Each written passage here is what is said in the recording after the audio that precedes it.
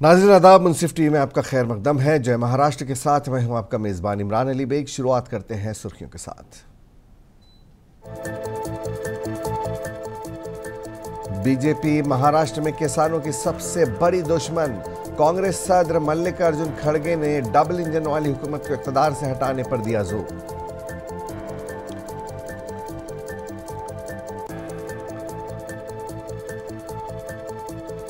इत्तेहाद के तौर पर इलेक्शन लड़ना है तो सीटों की तकसीम के लिए देनी पड़ती हैं कुछ कुर्बानियां।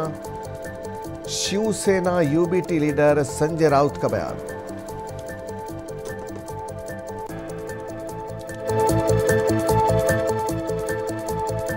साबिक वजीर आला व बीजेपी लीडर अशोक चव्हाण की बेटी श्री जया चव्हाण को नांदेड़ के भोकर असेंबली हल्के से मिला टिकट। इंतखाब जीतने का किया दावा।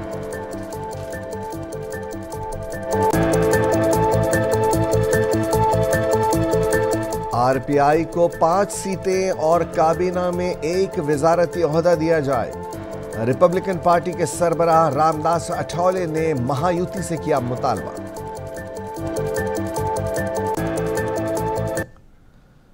कांग्रेस के सदर मल्लिकार्जुन खड़गे ने दावा किया है कि बीजेपी महाराष्ट्र में किसानों की सबसे बड़ी दुश्मन है और जोर देकर कहा कि किसानों को फायदा सिर्फ डबल इंजन वाली हुकूमत को इख्तिदार से हटाने से होगा।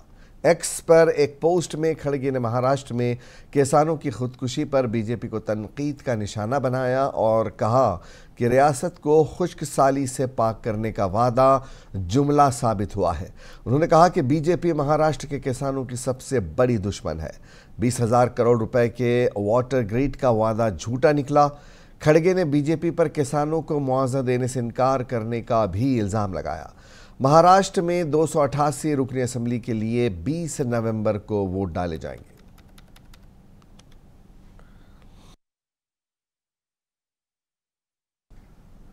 महाराष्ट्र कांग्रेस की स्क्रीनिंग कमेटी ने नई दिल्ली के हिमाचल भवन में मीटिंग की। महाराष्ट्र और झारखंड में वोटरों की फहरिस्तों में हेराफेरी करने के बीजेपी के खिलाफ इल्ज़ामात पर महाराष्ट्र कांग्रेस के सरबराह नाना पटोले ने कहा कि शिकस्त के खौफ से बीजेपी जमहूरी निज़ाम का गला घोंट रही है। नाना पटोले ने कहा कि हमने मुंबई में एक मुश्तरका प्रेस कॉन्फ्रेंस की थी।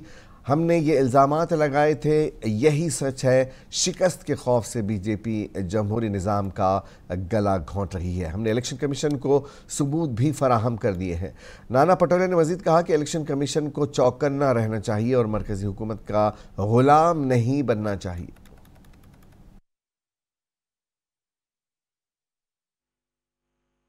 बिल्कुल, कल हमने जॉइंटली उस दिन प्रेस लिया था मुंबई में, संजय राउत, मैं और जयंत पाटिल, और हमने उसी दिन उस बात का एलिगेशन लगाया था और वो वास्तविकता है कि बीजेपी हार के डर से लोकतांत्रिक व्यवस्था का गला घोट रहा है और ये स्पष्ट हुआ है। हमने कई जगह उनको चुनाव आयोग को हमने उसके प्रूफ दिया है और चुनाव आयोग सतर्क हो।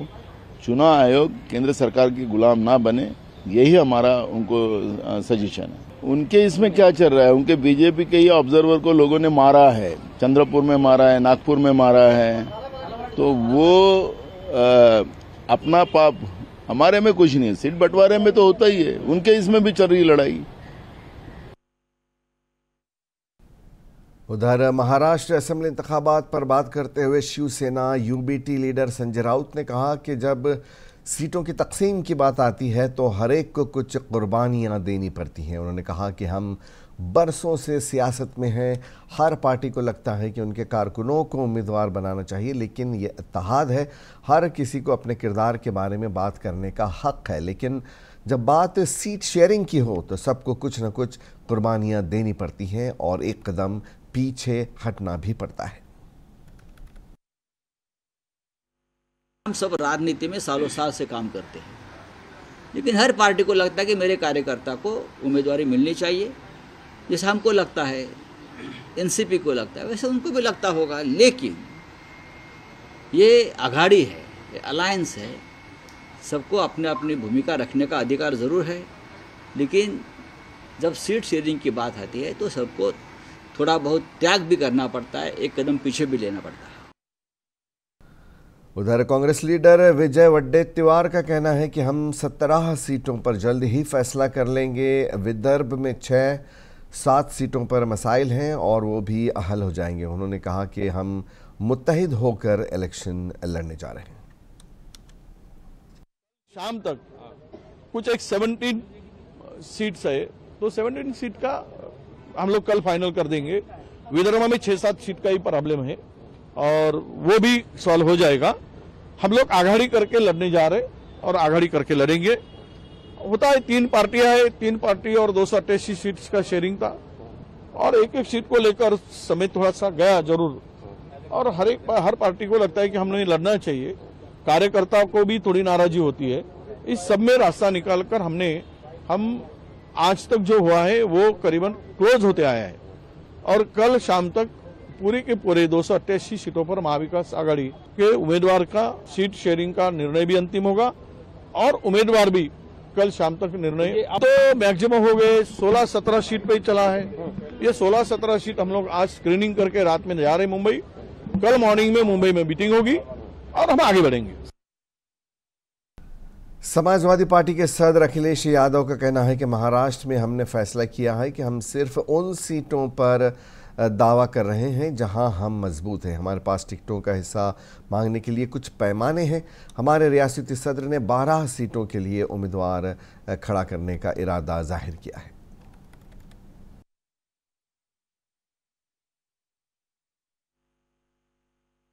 करहेल विधानसभा समाजवादियों के पक्ष में हमेशा मतदान हुआ है और किया है जनता ने। इस बार भी ऐतिहासिक परिणाम करहेल की विधानसभा से आने जा रहा है। कई बार सवाल ये खड़े होते हैं और ये महसूस किया है समाजवादी पार्टी ने कि उन्हीं सीटों पर दावा करेंगे जिन सीटों पर संगठन है, जिन सीटों पर समाजवादी पार्टी के पास प्रत्याशी है।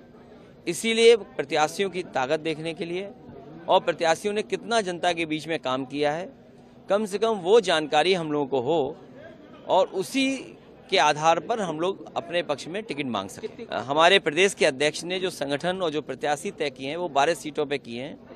हमें उम्मीद है कि समाजवादी पार्टी को वहाँ पर सीटें मिलेंगी और हम लोग चुनाव लड़ेंगे। लगातार बातचीत हो रही है और हो जाए। इसी तरह मरकजी वज़ीर ममलिकत बराए समाज इंसाफ और रिपब्लिकन पार्टी के कौमी सदर रामदास अठावले ने हाल ही में नायब वज़ीर आला देवेंद्र फडणवीस से मुलाकात की और सीटों की तकसीम पर तबादला ख्याल किया। अठावले ने फडणवीस पर जोर दिया कि पूरी रियासत में रिपब्लिकन पार्टी के लिए 5 से 6 सीटें छोड़ दी जाएं। रिपब्लिकन पार्टी ने दावा किया है कि फडणवीस ने यकीन दिलाया है कि MYA की मीटिंग में फैसला लिया जाएगा।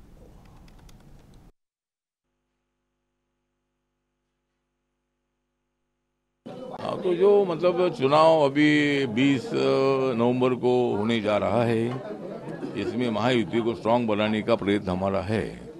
महायुति सत्ता में लाने की कोशिश हमारी है और इसीलिए रिपब्लिकन पार्टी ने ज़्यादा सीट नहीं मांगी है। रिपब्लिकन पार्टी ने खाली 5-6 सीटें मिलनी चाहिए। इसी तरह की भूमिका माननीय देवेंद्र फडणवीस जी के साथ हमने ली है। उनको हमने पत्र दे दिया है और RPI को पूरे महाराष्ट्र में 5-6 जगह मिलनी चाहिए। जब सरकार आएगी तो हमको एक मंत्री पद कैबिनेट मिलना चाहिए, एक MLC मिलना चाहिए, 2-3 महामंडल के चेयरमैन पद मिलना चाहिए, जिला पंचायत और महापालिका में हमें सीट मिलनी चाहिए और कुछ हमारी जो डिमांड्स है उसको भी मंजूर करना चाहिए। इसके बारे में बात हुई है। मैंने आज अजीत दादाजी के साथ बात की मोबाइल पर और उन्होंने मुझे बताया कि मुझे अकेले को मिलने से फायदा नहीं है। तो आपने ये करना है कि भाई माननीय एकनाथ शिंदे जी, देवेंद्र फडणवीस जी और उनकी जो मीटिंग होती है CM और 2 डिप्टी CM की, उसमें आप आइए और आपकी जगह के बारे में चर्चा हो सकती है। उसमें जो कोई न कोई तो मार्ग निकल सकता है। तो मैं अभी CM से बात कर रहा हूँ और 1-2 दिन में RPI को कितनी सीट मिलेगी, कौन सी सीट मिलेगी, ये बीजेपी के रियासती सदर चंद्रशेखर बावनकुले को कामठी सीट से उम्मीदवार बनाया गया है। इस हल्के से टिकट मिलने पर चंद्रशेखर बावनकुले ने कहा कि उन्हें उम्मीदवार बनाने पर वो पार्टी हाईकमान का शुक्रिया अदा करते हैं। उन्होंने कहा कि हम सख्त मेहनत करेंगे और ये सीट जीतेंगे। इस मौके पर बावनकुले के हामियों ने आतिशबाजी करके जश्न मनाया।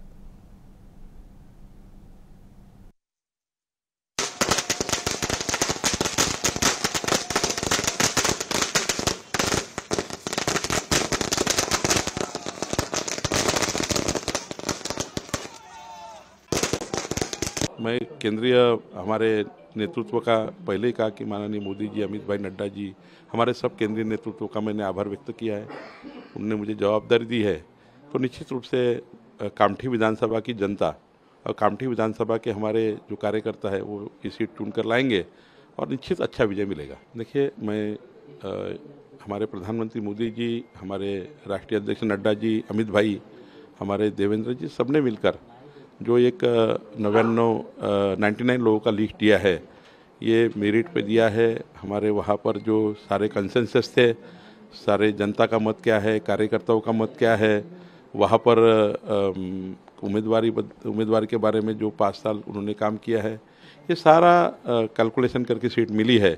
सारे उम्मीदवार अच्छे से जीतेंगे। अच्छी लिस्ट हमारे महाराष्ट्र में असेंबली इंतखाबात के लिए बीजेपी ने अपने उम्मीदवारों की पहली फहरिस्त जारी कर दी है, जिसमें नांदेड़ ज़िले के 4 असेंबली हलके भी शामिल हैं। भोकर असेंबली हलके से साबिक वज़ीर आला अशोक चौहान की बेटी श्री जया चौहान का नाम भी शामिल है।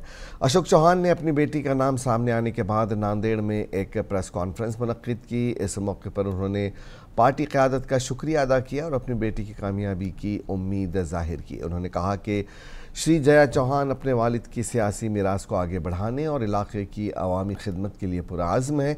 ये ऐलान महाराष्ट्र की सियासत में अहम पेशरफ्त के तौर पर देखा जा रहा है, क्योंकि अशोक चौहान बीजेपी के एक अहम रहनुमा और साबिक वज़ीर आला रह चुके हैं और उनकी बेटी की उम्मीदवार के तौर पर नामजदगी ने इंतखाबात में दिलचस्पी मज़ीद बढ़ा दी है।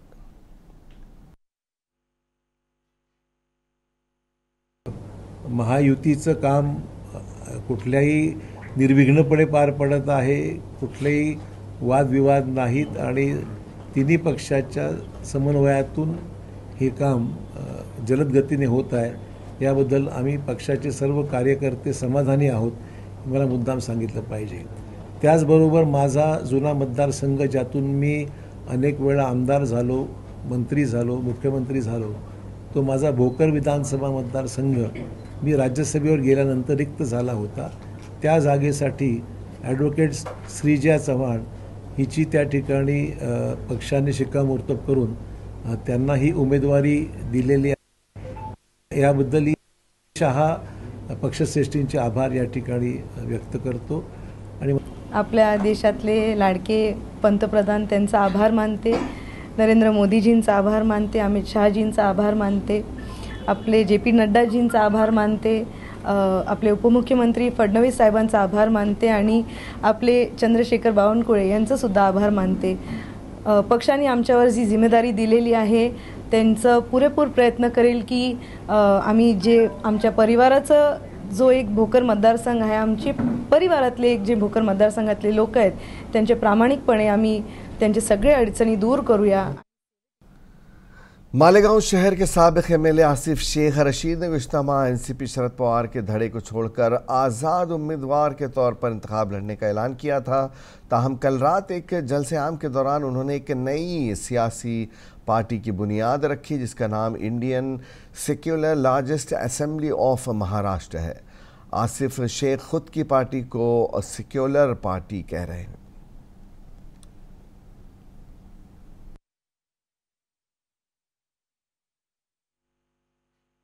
आज हम लोगों ने उसकी बुनियाद रखी।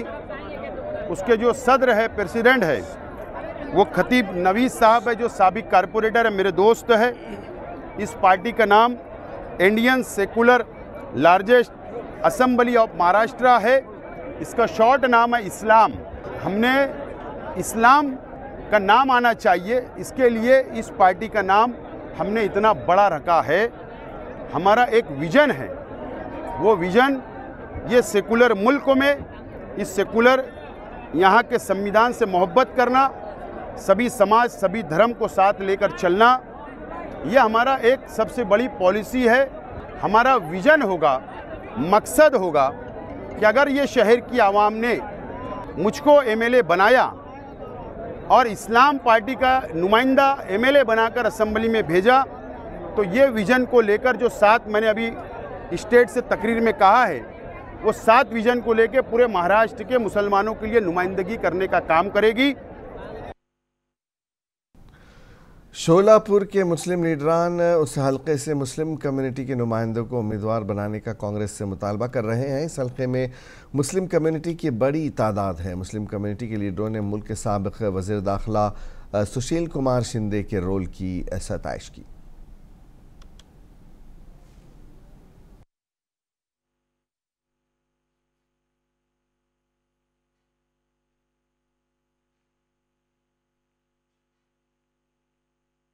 सुशील कुमार शिंदे साहब हमारा नेता है, देता रहेगा, मरे तब तक हमारा देता रहेगा।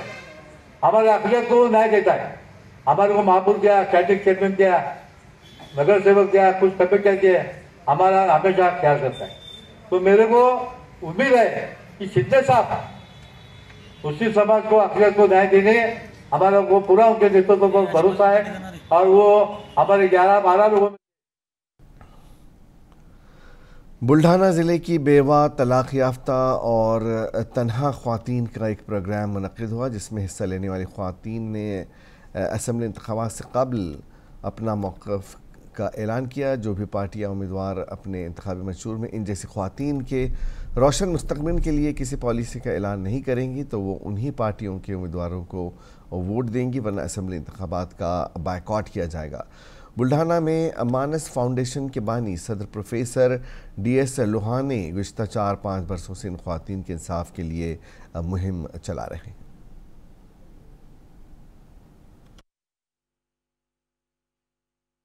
महाराष्ट्र में एकल महिला की संख्या बहुत है। एक विधानसभा मतदार संघ में 15 से 20 हजार तक ये महिला की संख्या है और इनकी समस्या भी बहुत है।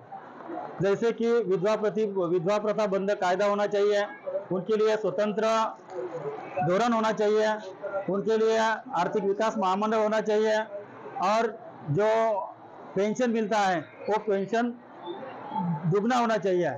मैं सभी राजकीय पक्ष के प्रतिनिधि को, राजकीय पक्ष के प्रमुख को मैं आह्वान करता हूँ। बुल्ढाना तालुका का एकल महिला मेळावा आयोजित किया गया। इसमें बहुसंख्य महिलाएं उपस्थित रही और ये मेलावा लेने का उद्देश्य एक ही है कि जो राजकीय पक्ष इनकी समस्या हल करने का जाहिरनामे में उल्लेख करेगी और उसका वचन देंगी, उसी के पीछे ये एकल महिला संगठित होकर रहेगी। ऐसा अगर होता नहीं है तो हमारी एकल महिला एक प्रतिनिधि खड़ा करेगी उनकी ओर से और विधानसभा में। बाबा सिद्दीकी कत्ल केस में मुंबई क्राइम ब्रांच ने बेलापुर से एक और मुलजिम भगवंत सिंह को गिरफ्तार किया है। इसने शूटर्स को रिहाइश और हथियार दस्तयाब कराने में मदद की थी। वो राजस्थान से हथियार मुंबई लाया था। भगवंत सिंह को 26 अक्टूबर तक के लिए मुंबई क्राइम ब्रांच की तहवील में दे दिया गया है।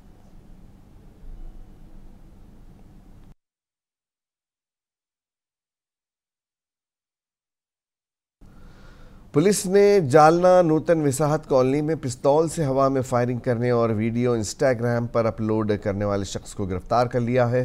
गिरफ्तार मुलजिम ने सड़क के बीचों बीच अपनी 2 पहिया गाड़ी खड़े की और अपनी पिस्तौल से 3 बार हवा में फायरिंग की। इस शख्स ने फायरिंग का वीडियो बनाकर इंस्टाग्राम पर पोस्ट किया। पुलिस ने मुलजिम के कब्जे से एक पिस्तौल बरामद की है।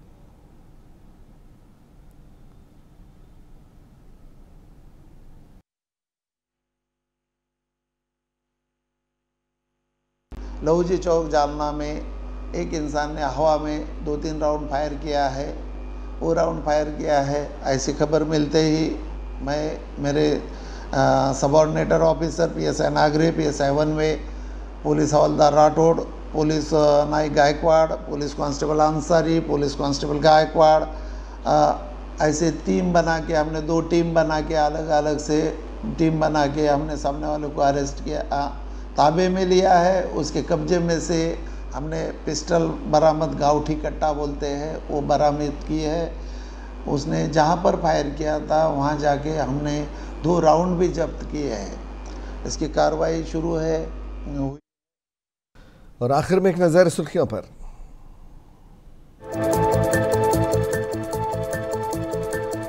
बीजेपी महाराष्ट्र में किसानों की सबसे बड़ी दुश्मन। कांग्रेस सदर मल्लिकार्जुन खड़गे ने डबल इंजन वाली हुकूमत को इक़्तिदार से हटाने पर दिया जोर।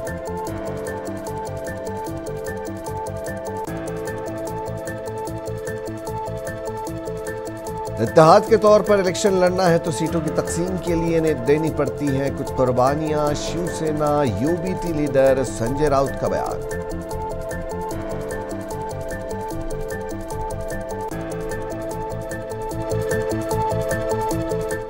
साबिक वज़ीर आला व बीजेपी लीडर अशोक चौहान की बेटी श्री जया चौहान को नांदेड़ के भोकर असेंबली हल्के से मिला टिकट। इंतखाब जीतने का किया दावा।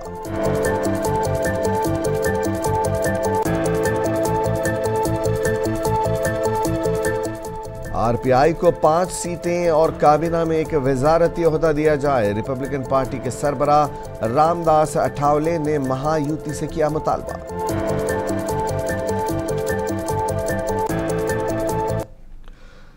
जय महाराष्ट्र में आज बस इतना ही। इजाजत दीजिए। आदाब।